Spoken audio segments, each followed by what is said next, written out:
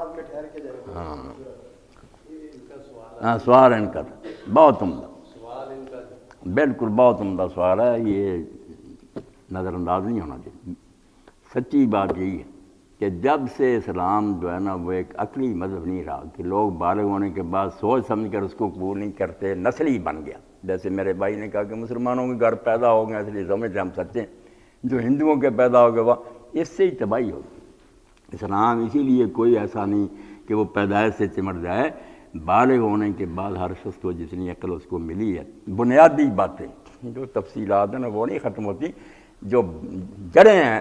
مذہب کی اس پر اس کو غور کرنا چاہیے۔ اس پر حضرت یوسف علیہ السلام کا حوالہ بہت عمدہ جو سورہ یوسف میں بیان ہوا،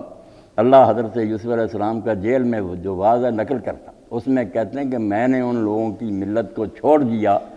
جو اللہ اور آخرت کو نہیں مانتے۔ حالانکہ چھوڑا انہوں نے کوئی نہیں، وہ پہلے ہی کبھی نہیں کافر رہے، مگر لفظ آتے ہیں ترکت ملت قوم لا یؤمنون باللہ ولا بالآخرۃ، جو اللہ اور آخرت کو نہیں مانتے میں نے ان کا طریقہ چھوڑ دیا۔ چھوڑا ذہن میں کہ اس پر بھی غور و فکر کیا، میرا باپ دادے کی وجہ سے نہیں کہا میں نے ان کا چھوڑ دیا اور اپنے باپ دادے ابراہیم اسحاق اور یعقوب کی ملت کی پیروی کی۔ یہ سارا مناظرہ اندر ہی تھا، غور و فکر۔ کافروں کا بھی سوچا انہوں نے، سوچنے کے بعد سمجھا یہ سب جھوٹے، چھوڑ دیا اس کو۔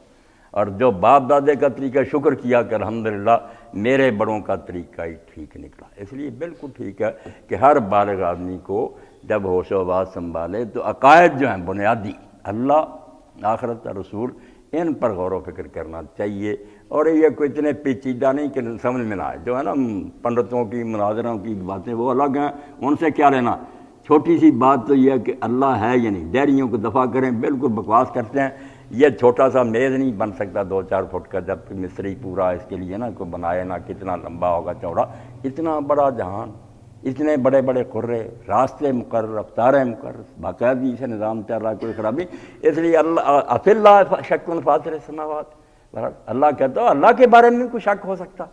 بحث کرنی تو کسی اور بات میں کرو، یہ بھی کرتے کوئی دنیا کا بنانے والا کوئی نہیں۔ اب اللہ کو ماننے کے بعد جب ہم دیکھتے ہیں نا، میں مختصر بیان کر رہا ہوں مذہبوں کا حال جس حال میں ہے، تو آپ دیکھیں گے جیسا اللہ وہ بیان کر رہے ہیں نا، کوئی عقل مند آدمی بالغ ہونے کے بعد اس کو مان نہیں سکتا۔ عیسائی کیا اللہ کا کہتے ہیں، جو جس کو پہلے باپ کہتے ہیں، اس کا حال یہ ہے کہ وہ چیز پیدا کرنے کے بعد پچھتاتا۔ اس کے علم کا یہ حال ہے کہ وہ پیدا کر رہتا ہے، بعد میں پچھتاتا کہ جب زمین سے گناہ ہی جا رہے تھے نا آسمان کی طرف، پیدائش کی کتاب میں اللہ انسان کو پیدا کرنے پر پچھتایا کہ میں نے یہ کیا لوگ، اور پھر غضب میں آ گیا، اور غضب میں بھی بالکل بے قابو ہو گیا، ایسا عذاب نازل کیا کہ پھر نظر جب دوہرائی کہ جانور بھی مارے گئے سارے، پھر پچھتایا کہ میں غصے میں اتنا اندھا ہو گیا۔ یہ کتاب کا حال ہے جس کو کلام مقدس کیا اللہ، اور اس کا حال پہلے انسان کو پیدا کرنے پر پچھتایا، پھر عذاب نازل کیا اور وہ حد سے زیادہ کر دیا، پھر پچھتایا، اور بعد میں یہ وعدہ کیا کہ اب میں ایسا عذاب پھر کبھی نہیں نازل کروں گا۔ اور اس کے لیے کہ یہ وعدہ مجھ کو یاد رہے، یہ جو بادل ہیں ان میں قوس قزح رکھ دی، یہ پینگ رکھ دی کمان، کہ جب یہ آ جایا کرے گی سامنے مجھے یاد آ جایا کرے کہ میرا وعدہ کیسا تھا۔ کیا باتیں، وہ اللہ کو ماننے کی باتیں۔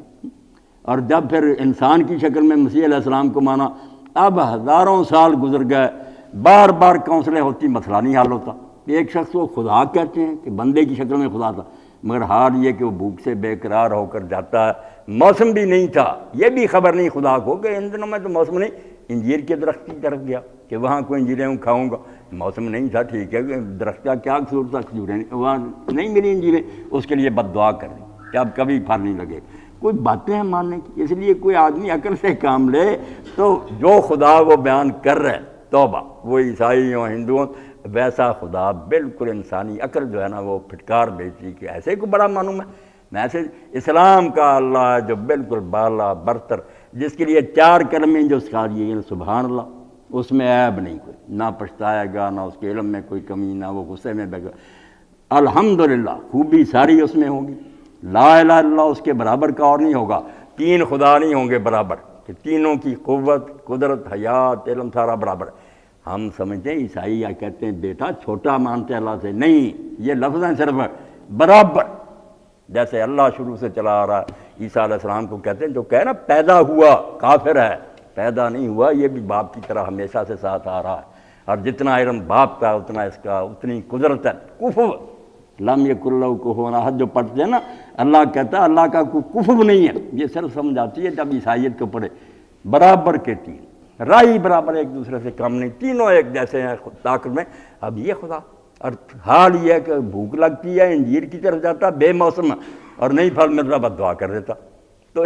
اسی طرح ہندوازم میں دیکھیں تین خدا بنائے ہوئے، وشنو ہے، شیو ہے، برہما، تین مل کر وہ جو آتی ہے فکر انڈیا کی، دیکھتے ہیں کہ دھاڑے ایک ہوتا ہے منہ تین، ترمورتی کہتے ہیں کہ ایک طرف مجبور ہیں کہ عقل کہتی ہے اگر ایک خدا اکیلا دنیا کو نہیں چلا سکتا اس کو مانتے کیوں؟ اس کو مانو جس سے اوپر کوئی نہیں ہے، اللہ وہ ہے۔ اور جب ایسا ہے تو پھر دوسرے ساتھ ملانے کی کیا ضرورت؟ اگر کمزور ہے نہیں چلا سکتا دفع کرو اس کو، نہ اللہ مانو، اور اگر مانتے ہو کہ وہ اکیلا چلا سکتا ہے تو یہ پھر دو تین چار اور ملانے کی کیا ضرورت؟ خواہ بخواہ خاوند کرنے، ایک خاوند سے بیوی کا کام چلتا ہے وہ کیوں زیادہ کرے جب ساری دنیا ایک خدا سنبھال سکتے؟ نہیں سنبھال سکتا چھوڑو، عاجز ہے، سنبھال سکتا ہے دوسروں کی کوئی ضرورت نہیں، ہم خواہ بخواہ کیوں بہت سے خاوند کرتے ہوئے؟ سیدھا سادہ اسلام۔ اور دوسری بات کہ اللہ کے بعد خیال ہوتا ہے پھر کہ ہادی کون ہے، رسول اور نبی۔ توبہ، میں ذکر نہیں کر سکتا کہ ان مذہبوں میں ہادیوں کا حال کیا،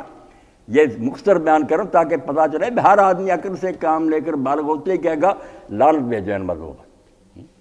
اب کیا ہے ان مذہبوں میں کہ حضرت نوح علیہ السلام شراب پی کر ننگے ہو جاتے ہیں، گناہ اپنا ہے، شراب پی ننگے ہو گئے، ایک بیٹے نے مذاق اڑایا، دوسروں کو پتہ چلا انہوں نے ڈھانک لیا، ان کو ہوش آئی، انہوں نے اس بیٹے کے لیے بد دعا کر، اور بد دعا بیٹے پر نہ لگی، اس کے آگے جو بیٹا تھا کنان اس پر جا پڑی، پوتے پر۔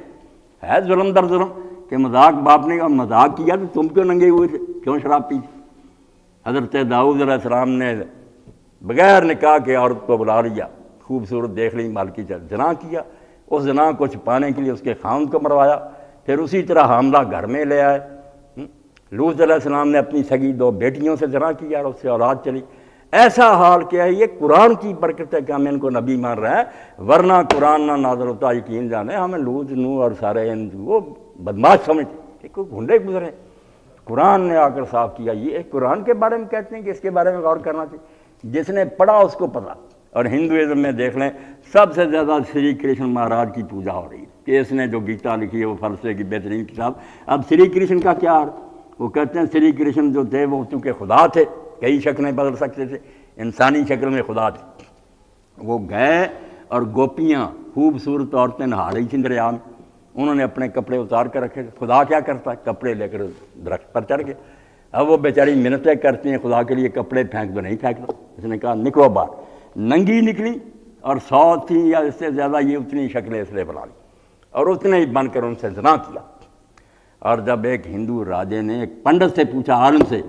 کہ اوتار تو آتے ہیں کہ دنیا کو سیدھا راستہ بتائیں، یہ عجیب اوتار تھا جو خود بدماشیاں کر رہا، تو عالم کا جواب سنو، جب حرام زادے عالم بگڑ جاتے، کہتا ہے آگ ہر شے کو جلاتی ہے مگر اپنے آپ کو نہیں جلاتی، گناہ دوسروں کے لیے نقصان دہ ہے، پرمیشور کے لیے کیا، خدا جو چاہے کرتا ہے۔ اس لیے اللہ گواہ ہے، وہ یوسف علیہ السلام کی بات ہے کہ ہم اسلام کو اگر مار رہے ہیں صرف نہیں کہ باپ دادا ہمارے مسلمان ہیں۔ پڑھ کر بتا رہا ہوں کہ نہ کتابوں میں خدا کا کوئی صحیح تھا، پیغمبروں کی سیرت وہ کہ وہ شریف آدمی نہیں کہلا سکتے، آخرت کے تصور میں اتنی ملاوٹ۔ اب عقیدہ عیسائیت جو ہے کہ کفارہ، کہ مسیح علیہ السلام جو انسان عملوں سے نہیں بخشے جا سکتے تھے، اللہ نے بڑا ناکام تجربہ کیا، نوح علیہ السلام سے نبی بھیج کر دیکھ لیے، کوئی ہدایت نہیں، اخیر آزمایا کہ نہیں چھوڑو یار عملوں کو، بیٹا بھیجو، بیٹا لوگوں کے گناہ اٹھائے ان کی جگہ جان دے دے، یہ بخشے جائیں میرے بیچارے انسان۔ بے گناہ بچہ آیا، بیٹا، اس نے گناہ اٹھایا، سولی پر چڑھ گیا، ہے کوئی فلسفہ؟ کرم میں اور بھوکے بیٹا ہوا، اور اب جب وہ چڑھ گیا سولی تو ہمیں اب نیکیاں کرنے کی ضرورت کیا، ہمارے گناہ بخشا دی۔ گندے عقیدے۔ اور سب سے بڑی بات یہ اب بھی چھپی ہوئی کتاب ہے، دیکھ لیں رومن کیتھولکوں نے چھاپی، انہوں نے ساتھ ساتھ ہی لکھا، ورنہ پروٹسٹنٹوں نے تاریخ صوف مقدسہ جو لکھی، پتہ ہی نہیں کہ یہ کتاب لکھی کس نے، دیکھتے ہیں خود کے مصنف نہ معلوم، نبی ہونا تو گزارا، یہی نہیں پتہ کہ لکھی کس نے جو کتاب میں درج کر لی۔ پہلے مصنف کا پتہ ہو، دوسرا مرحلہ یہ ہو گمنام نہ ہو، پھر بعد میں ثابت کرو نبی بھی تھا، پھر یہ ثابت کرو کہ کتاب اسی حالت میں ہے جس میں وہ لکھ کر دے گیا تھا، اسی زبان میں اصل میں، یا ترجمہ در ترجمہ۔ یہ اشارے میں کر رہا ہوں، آپ دیکھیں گے بائبل بالکل صفر، جگہ جگہ لکھا ہوا کہ اس کتاب کا لکھنے والا نامعلوم ہے، کوئی پتہ نہیں کس نے لکھی۔ ایسی کتابوں کو الہامی کتابیں کہتے ہیں۔ قرآن مجید کو ٹھیک ہے یہ کافر کہتے رہے یہ محمد رسول اللہ کی اپنی بناوٹ ہے، مگر یہ سارے بے ایمان مانتے کہ ہے وہی جو پہلے دن سے دیا گیا تھا، اس میں تبدیلی کوئی نہیں ہوئی۔ یہ کلام مقدس کا تو حال یہ ہے کہ یہ رومن کیتھولک بڑے کٹڑ ہیں، انہوں نے اب مان لیا کہ یہ آیتیں جو ہے نا یہ بعد میں ملی ہیں، وہاں خطوط وزانیاں لگا دی ہیں، برکتے ہیں کہ یہ عبارتیں جو بعد کی ہیں، اس لیے ایسی کتابیں تو آپ یقین جانیں تھوڑا سا میں نے بیان کر دیا، جو آدمی ہوش حواس ملیں گے اس کو، عام کا تو حال ہی کوئی نہیں بیچارے جہاں پیدا ہوا، مگر سمجھدار آدمی دیکھے نہ خدا ان کا ماننے والا، نہ ان کے رہبر ماننے والے، نہ ان کی کتابوں کی کوئی تاریخی حیثیت ہے، بالکل جانتے ہی نہیں کب لکھی گئی، کس نے لکھی۔ ابھی میں بائبل پڑھی دکھا دوں گا، سب کوئی معلوم نہیں کس نے لکھی کب لکھی، اور نبی ہونا تو گزارا، یہی نہیں پتا کہ لکھنے والا کون تھا، یہ الہامی کتابیں بنائی۔ تو اسلام جو ہے پھر وہ یوسف علیہ السلام کی بات کہ ہم نے نا بے دینوں کا دین چھوڑ دیا، اور جو ہمارے باپ دادے تھے الحمدللہ ان کا ہی دین حق نظر آیا، یہ نہیں کہ باپ دادا صرف کہتے تھے پرکھ لیا کہ حق لیا، یہاں نبی بھی صاف ستھرے، کل من الصالح پاک نیک، کتابیں کھڑی، آخرت کا عقیدہ صاف ستھرا کہ جو کرو گے بھرو گے، اور اللہ تعالیٰ بھی ایسا کہ اس میں کوئی عیب نہیں، سبحانہ و تعالی عما یشرکون، وہ پاک ہے اور ان ساری چیزوں سے بلند ہے جو تم لوگ کرتے ہو، اما یصفون، یہ گڑی ہوئی باتوں سے پاک۔ تو میرے بھائی کا سوال ٹھیک تھا، واقعی جو پڑھ لکھ سکتے نا وہ ٹھیک ہے، کریں کوشش دیکھ لیں، مگر یہ آگے کی جھوٹی باتوں کو چھوڑیں، یہ بنیادی باتیں ہیں کہ ان کا اللہ کا تصور کیا، نبی ان کے ہاں کیسے ہیں، کتاب جو ہے اس کا استناد کیا، معتبر ہے، اتھینٹک ہے، یہ 3-4 باتیں جو پرکھنی چاہیے، پھر سارے مسئلے حل ہو جائیں گے۔ جی